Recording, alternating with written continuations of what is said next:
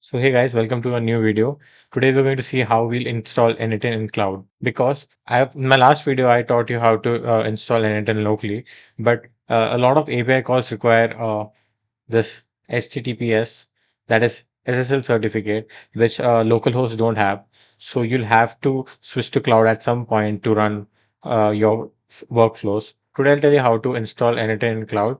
I personally use Railway because it's pretty easy and the pricing is $5 for up to 8 GB RAM. So I would say you could save for this because this is almost the best option. There are other options like Google Cloud Platform and stuff like that. So as you can see, there's a hobby plan. It has up to 8 GB RAM. So your n8n workflows will be pretty quick.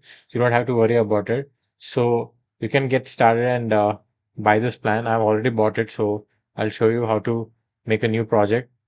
So just go to new and deploy a template. So here there will be this the first one you see here, n8n workers.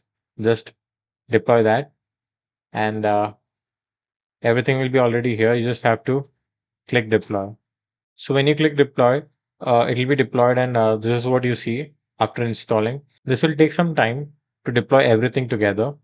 So when everything is deployed, you will see this that it's all checked.